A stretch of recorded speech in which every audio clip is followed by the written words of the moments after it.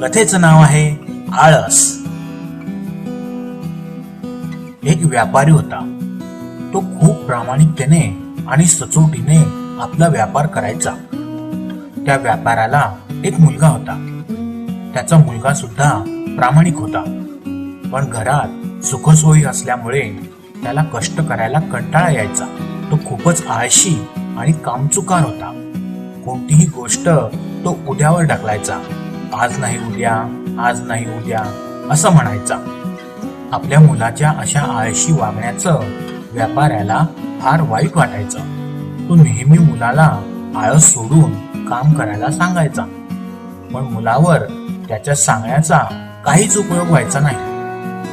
त्यामुळे व्यापाऱ्याला आपल्या मुलाची काळजी वाटायची. व्यापारी विचार करायचा की आळस माणसाला निष्क्रिय बनवतो. असा निष्क्रिय माणूस कष्ट न करताच फळाची आशा करत असतो. अशा माणसाला लवकर निर्णय घेता येत नाही, आणि निर्णय घेतला तरीही तो लवकर त्या निर्णयावर कृती करत नाही. आपल्या मुलाचं कल्याण व्हावं म्हणून व्यापाऱ्याने एक निर्णय घेतला. एकदा व्यापारी व्यापार करून परतत होता. त्याने रस्त्यातला एक गुळगुळीत दगड उचलला आणि तो घरी आला. त्याने आपल्या मुलाला बोलावलं आणि सांगितलं की बेटा, मी काशीला गेलो होतो. त्या ठिकाणी मला एक महान साधू भेटले. त्यांनी मला हा एक चमत्कारी दगड दिला आहे. या दगडाचा लोखंडाला स्पर्श झाला की लोखंड सोन्याचं होऊन जाईल. पण ह्या दगडाचा चमत्कार उद्या सूर्योदयापासून सूर्यास्तापर्यंतच राहणार आहे.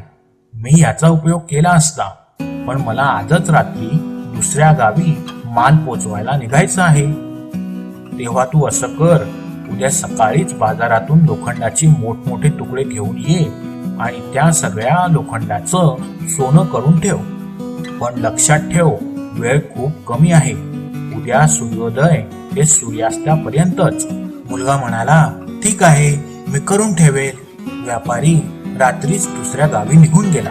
दुसऱ्या दिवशी सूर्योदय झाला. सकाळचे 7 वाजून गेले, पण मुलाने विचार केला, अजून 7च वाजलेत, थोडा वेळ अजून झोपू.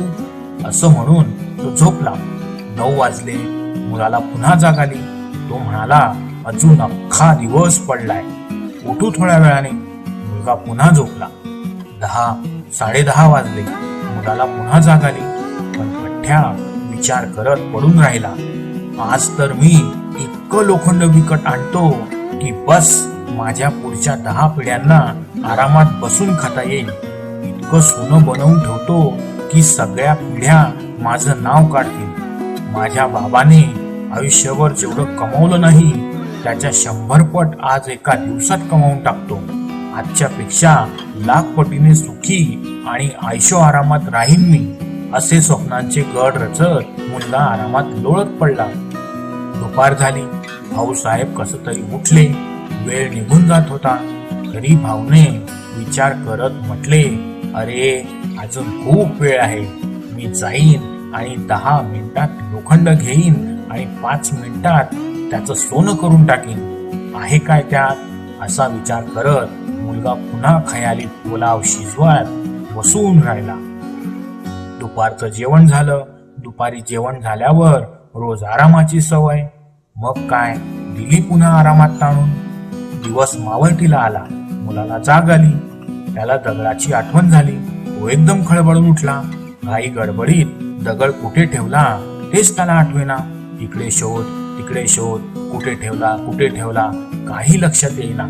सगळं घर शोधलं, पण काही उपयोग झाला नाही. शेवटी त्याच्या झोपण्याच्या खोलीत एका कोपऱ्यात तो दगड मिळाला. पण दिवस मावळला होता. सूर्यास्त झाला होता. वेळ निघून गेली होती. मुलगा हताश होऊन रडत बसला. व्यापारी घरी परतला. त्याला बघून मुलगा ढसाढसा रडू लागला.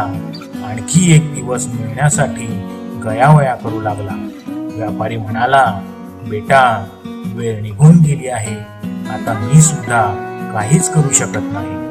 मुलाला त्याच्या चुकीचा पश्चाताप झाला आणि तो त्या दिवसानंतर सुधारला. म्हणून मित्रांनो, वेळेतच सर्व काम करा आणि वेळेची किंमत करा. आळस सोडा